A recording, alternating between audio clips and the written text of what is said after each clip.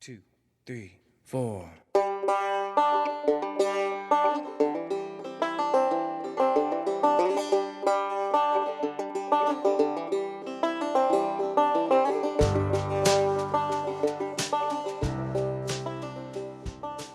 Where arts and culture summits the airwaves, this is the Nine Rails Arts Podcast.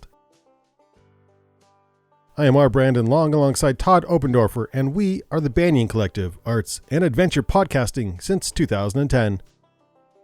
This episode includes an interview with Good Company Theater owners Alicia and Camille Washington, along with cast members of the upcoming production of You Bet Your Black Ass Broadway, Divas-Only Edition. We begin with a solo from cast member Questley Bunch. I'm not like the other girls in the show. I'm something of a sore thumb. I'm starting to think that I'm different. And I suspect I know how come. My complexion stands out, and my voice does as well. 'Cause in case you haven't noticed, I'm black as hell.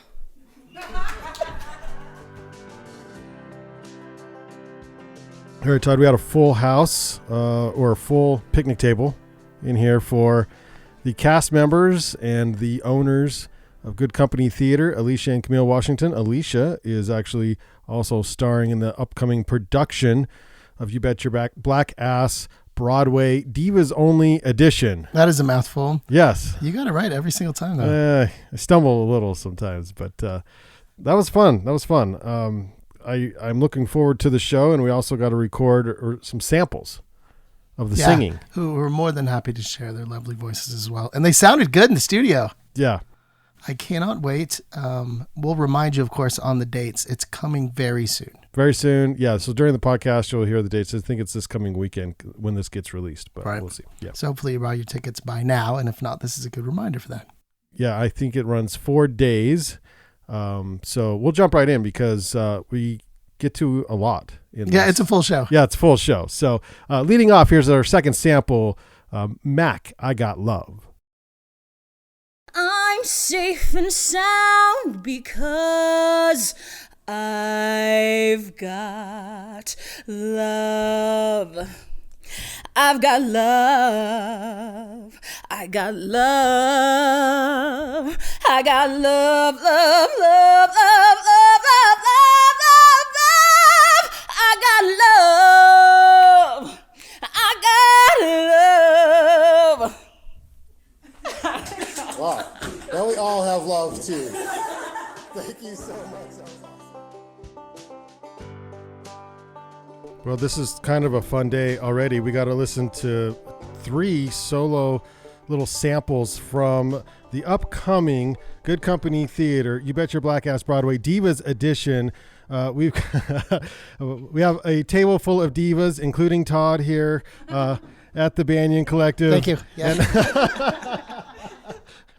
Let's just quickly run down so everyone can get familiar with the voice, and then we'll probably have to say, hello, my name is so-and-so when you give an answer, but introduce yourselves. So let's start here with Alicia from Good Company Theater. Hello, my name is Alicia Washington. I am the proud co-founder and co-director of Good Company Theater, and I am the MC in the upcoming production of You Bet Your Black Ass Broadway.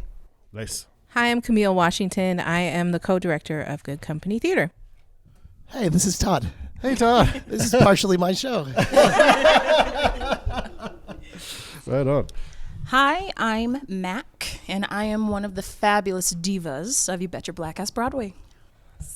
Hi, I am Questley, also a cast member of You Bet Your Black Ass Broadway. Hi, I'm Sibley. I'm also a cast member / diva of You Bet Your Black Ass Broadway. You got to make sure I'm the diva. There's a lot of divas. My name's Karen, and I'm the music director for Bet Your Black Ass Broadway Diva Edition. I am a diva. Mm-hmm. Yes, I am. So, Karen, let's start with you. Yeah? You're the music director. Yeah. Okay, so you chose all the songs, or was this a I cooperation? did not. Okay. Alicia and Camille, they came up with the different additions and different repertoire that we're going to be using for the show. And a lot of the ladies even brought in some of their repertoire as well, saying, "Hey, I've got this piece. I slay it. This piece. Let's perform this and add it to the mix that we're doing." And then, so you help guide them. I do. I play the piano and we plunk through the notes. And for the songs that nobody knows, we sit down and just trudge through it and learn the song real fast, and off we go. Which song is the hardest to learn? I would say the newest one that we just learned, it's from the musical Bring It On, the musical. I don't know if you're familiar with that. There's a movie called Bring It On. It's a cheerleading movie. Brayden and I watch it regularly. Go Clovers. Just the first one. Well, the first one and the sixth one. I mean, Of do course. you need the sequel, really? I wasn't going to admit that, Todd, but I mean, Whatever. It was It's last sports week. season. It is sports season. so it's a Broadway from. And so they've created Of course a they Broadway. did. Of course they did. They created a Broadway musical about cheering, Yeah. and it's pretty kick-ass. Okay. It's pretty great. Yeah. Todd, let's get tickets. I would love to see that. Right? Yeah. Okay, so that one's hard. Why is it so difficult? Just It's new just or? rhythmically. It's a lot of layering of different voices and whatnot, and then the rhythms are really more pop music than, say, like, you think musical theater, like, ta-da, musical, we sing like this. It's really more complicated, almost rap-like in some sections. So And the cheer choreography. Yes, I'm sure of that's course. part of it. Yeah. Camille is handled it. choreographing that. I've handled it. Back There's handspring. 3 flips. and- just kidding. I do it all. Stick the landing, everybody. Okay, so I'm assuming you're the youngest. I am the youngest, yes. How old? I am 19 years old.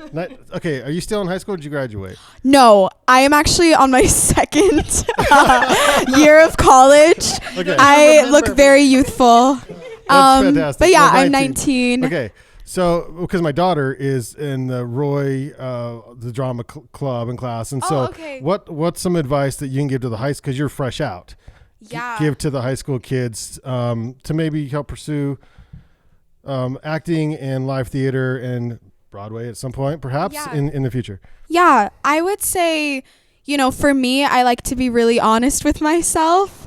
And I like to kind of sit myself down and have kind of a one-on-one with my own and be like, okay, what are my goals? What really makes me happy? Like, what is this really what makes me happy and what I want to pursue doing? And if you know that, then move on. And if you go into college and you want to pursue being a musical theater major or a theater ed, whatever major, just know that you need to believe that you can do it and you want to be your own, mentor throughout the experience, and just enjoy yourself and don't take it too seriously, because if you work hard, then it'll show through.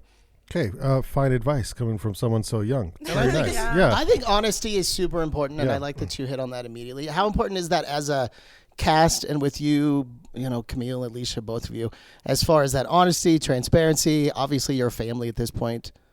How important is honesty as a crew? Either one of you. I think it's crucial to the collaborative process, because if you don't trust one another, then it shows through the work, through the end result.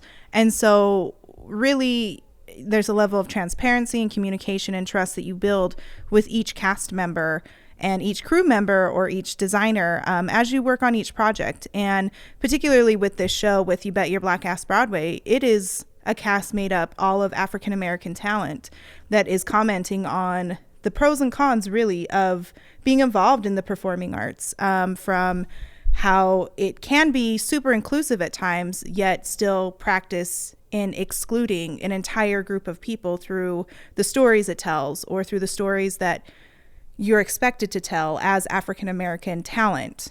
So really coming into this process specifically, there was already that implicit trust because, hey, this is a group of Black women, particularly with the Diva-Only Edition, that we're going to tell our story. So I think the trust was already built up there. I love it. And this is year 2. The first year was not Divas Only. This is Divas Only number 1. We booted the boys. You booted the boys. But, I mean, year 1 must have went well because we're back for year 2, right? That's right. That's right. It was either that or, as Alicia explained, because I did watch the PBS video, Alicia was like, I was driving down the freeway. Yeah, that's good. And I had this idea. We're female black owners. Why don't we do like a whole show? And here we are, right? Is that basically the gist? Yeah, I mean, and if we really want to dive in deeper, it's particularly like black women, they hold up so much of this country and get very little limelight. And so for me, I really wanted to take the opportunity to provide a platform at our theater company, at Good Company Theater, to continue to celebrate that. So I thank you, first of all. And I love it because even in Ogden, I think there's so many artists and so many talented people that we will never hear about or see. And we kind of learned about this through doing van sessions where we had no idea how many musicians were in town. We had no idea how many talented women, black actors, singers are. Like, we have no idea until you put on a show like this. Right. And so now you guys can sing for us. And what are you most excited about for this show? I'm really just excited to hang out with these girls. Yeah. Like, these are some amazing women that we've gotten together. We're all from all over, which is another beautiful thing. Like, I come from Sandy, Questley comes from American Fork, so we're all from random places, but we are coming together to sing amazing songs for amazing women. And it's really just like a fun hangout session with music. So Yeah. it's great. Yeah. So what's the hardest thing about producing a show like this? Camille. I like how Alicia just, Licensing. Licensing? Is that the thing for real? Do you have to really get licensing to all the songs that you sing? Some of them. One of them particularly, Yeah. we had to hunt down. The songwriter is from Australia, so all of her people are in Australia. And Australia's on fire. And they speak Australian. I know, and I don't understand. It's like, whoa, good We needed a day. What is that? translator. But no. But so it just was like a roundabout way to get access to even just the sheet music for the song. So Okay. But I'm a researcher. I'm a hunter. So put me in front of a computer. Yeah. And then as far as promotion goes, I know you've done you've been doing podcasts this year. So thank you for reaching out to local podcasters. And then how else do you get the word out to everyone that they should come see these shows? Well, we rely heavily on our cast to promote it on their social media. They're here. That was a good reminder right now. Yeah. That's like a mom reminder. No, but we're very fortunate that like we get picked up through local publications like with Indie Ogden, Standard Examiner, having opportunities to go and speak on Contact with Mary Dixon on PBS, and then having opportunities to do podcasts such as yours, and then really through our email subscriptions, through posters around town, and then word of mouth. Like, I'm sure we could have a deep conversation about, even though Ogden's a city, it acts as a town, and you tell one person and it gets around to 5 other people. That's only the bad news. No, but I also think that's the good news in the arts. I don't ever have any bad news, so I wouldn't know. Was that a hair flip? Slightly. Yes, For the it people in the was. back, it She was. found her light. This is my favorite day. But we really do, it's one of those things in the arts where people are really reliant on the encouragement and promotion of people that they know. Because in Ogden, we're still building up what it is to go and experience 7 days a week arts and culture. It's always present. It's always here. But sometimes you need that little extra nudge from a friend that's like, I went and saw this black ass Broadway show and it was phenomenal. They have 3 days left. Go get your tickets. Right. And that's crucial to the growth of the arts in this city. And are tickets only sold through the website? Through the website, or you can give the box office a call, which is also me, or you can come down to the theater and visit the box office, which I'll be there. Okay. And we can show up night of and get tickets, or you suggest, I'm sure, getting tickets in advance? I strongly encourage people to buy their tickets in advance if possible. We do set aside a few seats, but if we're sold out 30 minutes before the show, then we're sold out. Tough luck. Yeah. Okay. Is this the first show 2020? Yes. No, not quite. We did a dance show in January. It was just a 3-day kind of an event, not a full season show. This is the first show in our season. Yeah. Yep. Is that why am I thinking of the word repertoire? Is Karen said it. Because I said it 3 times already. Sorry about that. So do you want to talk about this season coming this year, 2020? Yeah. So this is a really interesting season for us. It's a half season because we've been scheduling our seasons in the calendar year and killing ourselves. So we have decided to go on a traditional performing arts calendar, which is a fall spring, so we can have the summer to plan. Nice. Rather than just barreling through 12 months and then crashing in December. So this is the Green last. Day was all summer, right? Yeah, that was. So we Pretty did. much, We did American Idiot, and then before that we did In the Heights. Those summer shows. We didn't do one last year, but this gives us an opportunity to really get everything in line for the year. So this spring season is our last little moment like that, and then we'll kick off into a regular season. So dovetailing off of that, Camille, thank you. We have through the end of June, we will have produced 5 different shows. The first one being a dance concert where we collaborated with other artists in Salt Lake City to bring their companies down to Ogden. That was in January. You Bet Your Black Ass Broadway will perform in the end of February. I think I said February twice. I apologize. You Bet Your Black Ass Broadway is going to run February 27th through March 1st. And then we have 3 other shows to round out the season. One is called Babel.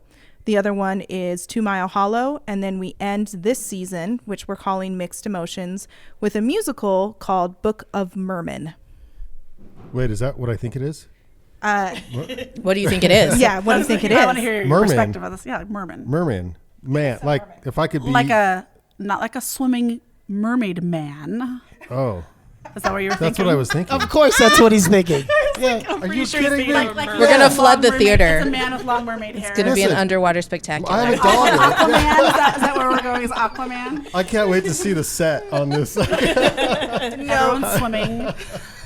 Book of Merman is 2 Mormon missionaries knock on Ethel Merman's door. Yes. Do you know who Ethel Merman is? Oh my God. Yeah. So Yeah. this is There's okay. no business like show. Yes. Don't stop.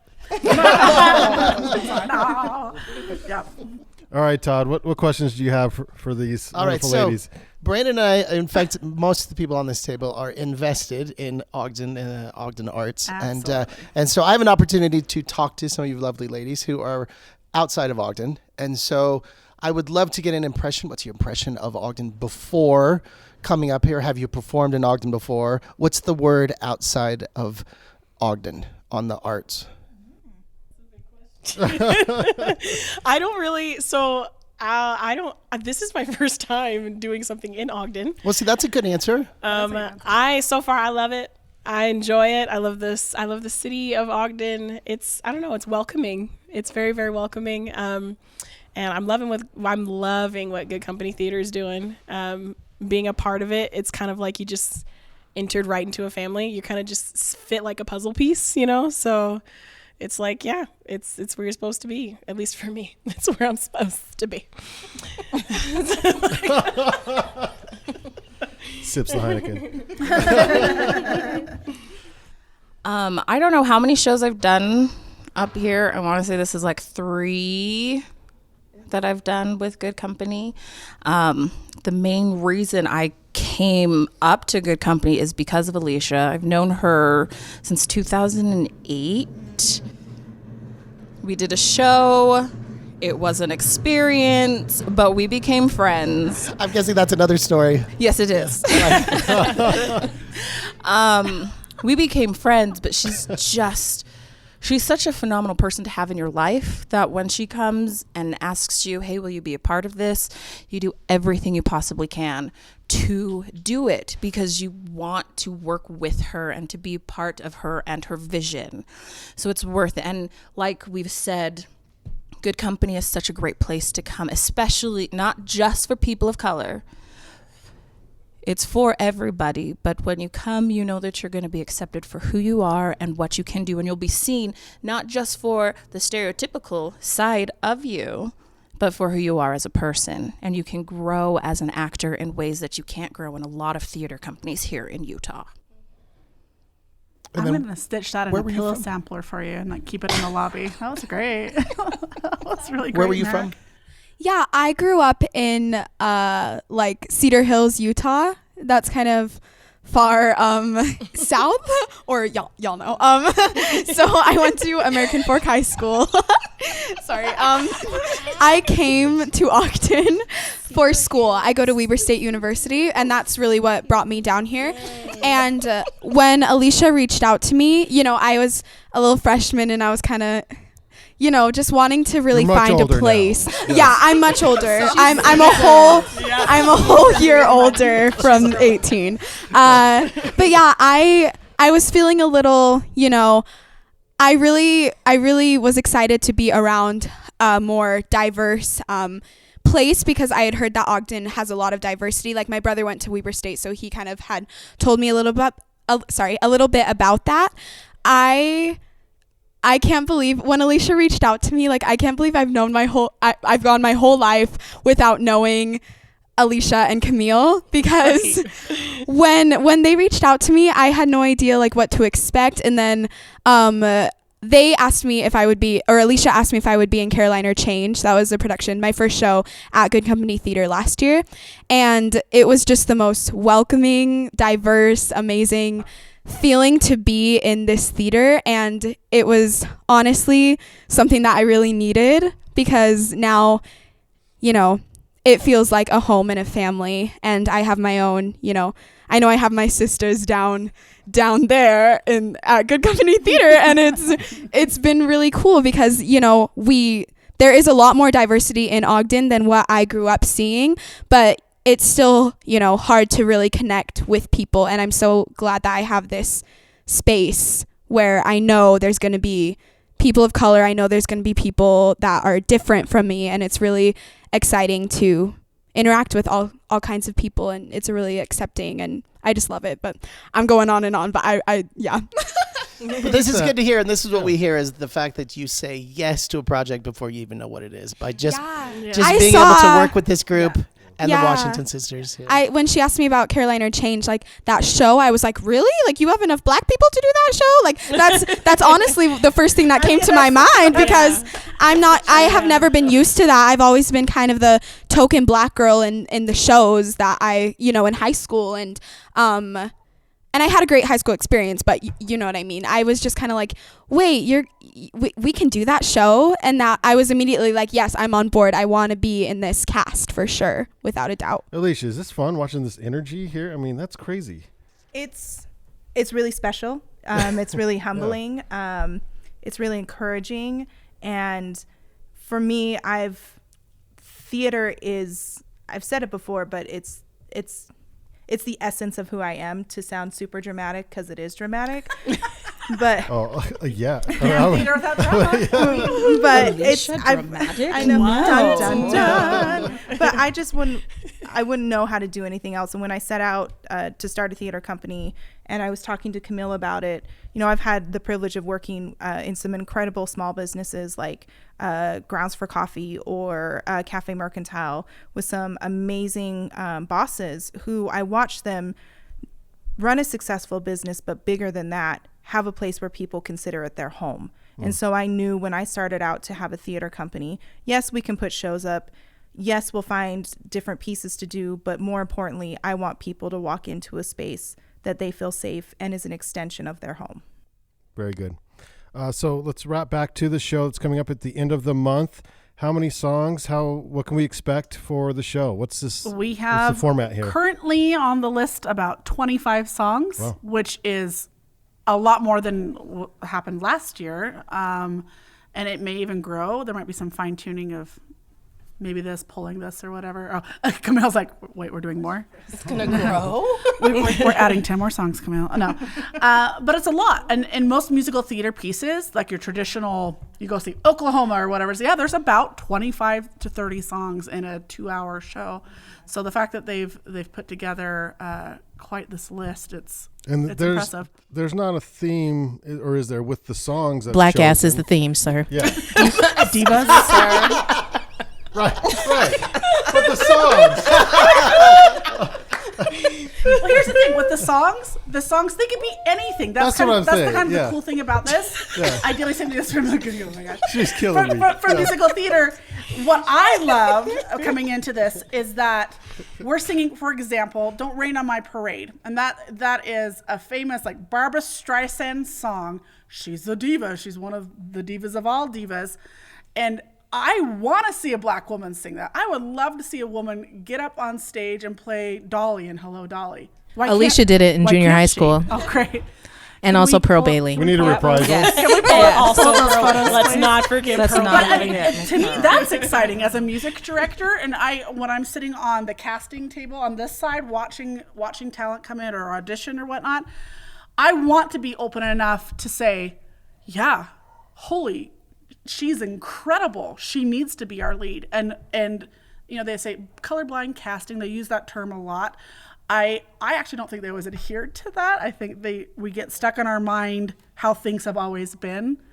And so this is exciting for me to go and open my mind up even more. So the next time I sit in a casting room or I'm sitting at a casting table auditioning actresses and actors, that I can say, I need Belle for Beauty and the Beast, and whoever's the most talented, if she's black, if she's Asian. If Toni she's, Braxton. Toni Braxton. Well, she did. Toni Braxton did. Have you seen Toni Braxton live? She is unbelievable. Also, Kiki Palmer. Phenomenal. She was also Belle. I would just like As to say. I Cinderella, kind dang it, of I'm just on want her to page. go off of what Yeah, Karen please was do. saying. For me personally, Mac, I don't want like casting directors and auditioners to go in and think, oh, we're gonna colorblind cast. Amen. Because you can't. I walk in and yes, I am big, I am beautiful, I am black. Yeah. Yep. See my color. See me, see my Thank you. color, but also just see my gift and what I can do, Yeah. and go off of that. Love that.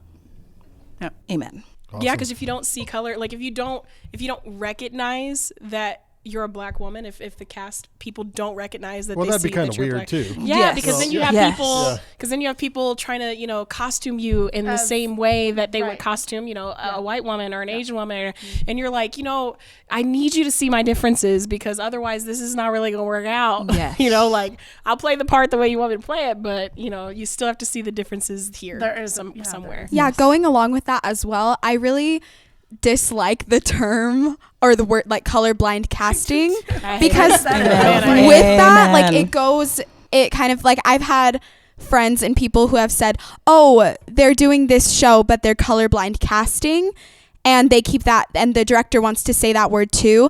And then a character who is usually a person of color gets cast, but it's colorblind, so a white person would get that part as well. And that's kind of how when people go and using that word, they try to use it in a Almost as an excuse. Maybe. right. And it's really interesting. Now I there's think. more of a move toward color conscious casting. Yes. That's Right. the new term rather than colorblind. Because terms are important. Conscious. Words for matter. sure. Yes. Can I chime in? I know we're gonna 2020. wrap this up, but even as a woman that's plus size, Yes. okay, Yes. you walk into a room, they automatically see you as something else. The comedic I can't relief. imagine having other things stacked. Yeah. So yeah, I'm just a character actress. Great, doesn't matter. Anyway, so I appreciate Good Company Theater for bending the rules and making it okay, so that when an audience comes in and they see that, they're like, yeah, great. That's I want to see more of that. The next production I see, whether it's in Salt Lake or it's a touring company or whatnot.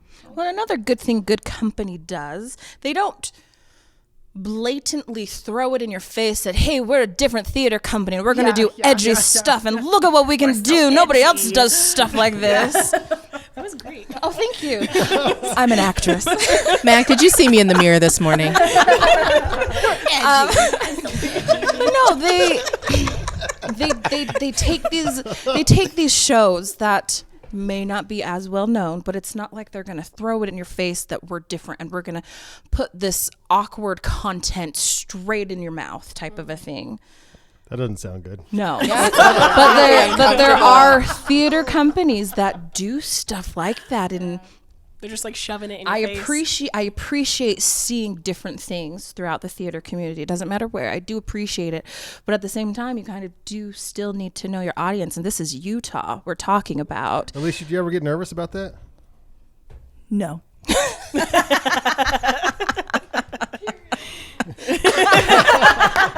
Shakes hand with sister. Make sure they're on the same page. Stealing the shtick. Well, I think part of what our mission is to treat audiences with the respect that we would want to be treated, and thinking about people and a group of people who may come to see the show as more nuanced, and not pandering to this kind of notion that in order to be different, you have to be this. Yes. Or that something shocking is inherently like edgy or different or something. So yeah, I think from the beginning have kind of made a point of just doing what we want to do. Make good choices. Making the choices we think are best. Yeah. Awesome. Anything else, Alicia, before we wrap up here? I mean, I'll always talk. Well, here's She's the like, thing. you have another hour. Yeah, no. This is a great crew of people in cast. It's like, you know what? Can we just take all these people with us everywhere? Yeah, this is fantastic. Great. I can imagine, working every day with this cast. I mean, I'm sure you have a lot of fun, but you also got to stay focused and get stuff done too. Absolutely. It is one of those things that each show that we do at Good Company has its own, it becomes its own family, right? And we support each other, uphold each other throughout really the rest of our career or time. Let's say we have here in Utah, some people, like Sibley, once she graduates, I wouldn't be surprised if she moves, which will make me very sad, but I understand and I support her. But I think it's just important that people come and get a taste of Good Company Theater for themselves. Thank you for listening to the podcast, to us, but continue pursuing being a patron in the arts here in Ogden, from the First Friday Art Strolls to coming, of course, to see show at Good Company Theater, or even sign up for our email subscription so you know what's coming up. All those little things matter because we have the privilege, Camille and I have the privilege of having so many people come through our doors that present their best selves in the work that we do. And it's such an honor to be around that. And I would love for the community to experience that. Amen. Yeah. Amen. Yeah. Get your tickets. The show is the end of the month here in February, and you can go to, is it Good CO? And then theater. And then theater. TRE. Thank you. We fancy. Yeah, fancy. Thank you so much to Alicia, Camille, the owners of the theater, and the some of the crew here. Thanks for having cast me. and crew. Thank you. Thank you. Yes. Thank you. Thank you so much. All right, that's awesome. Worked on my tan. Me too. This side of my face. Put a bow on it. That is a wrap for episode 23 of the Nine Rails Arts Podcast, produced by the Banyan Collective, arts and adventure podcasting since 2010. Do not miss an episode of the Banyan Collective's Nine Rails Arts Podcast as we explore what it means to be an adventurous creative in 2020. Here are the stories of Ogden's new Nine Rails Creative District, including those of the district's epicenter and home of artisans, designers, and creatives inside the Monarch Building. Follow the Nine Rails Arts Podcast on Facebook and also on Instagram at the number 9 for 9 Rails. For more from the Banyan Collective, simply search the Banyan Collective on iTunes, Spotify, and YouTube. This week, we'll leave you with another sample of the upcoming Good Company Theater production, You Bet Your Black Ass Broadway, Divas-Only Edition. This is Sibley Snowden. Hello, I'm Sibley Snowden. I'm a part of the cast of You Bet Your Black Ass Broadway. I sing because I'm happy. I sing because I'm free.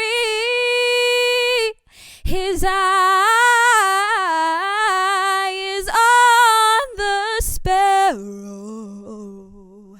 and I know he watches over me. Damn, that's so good.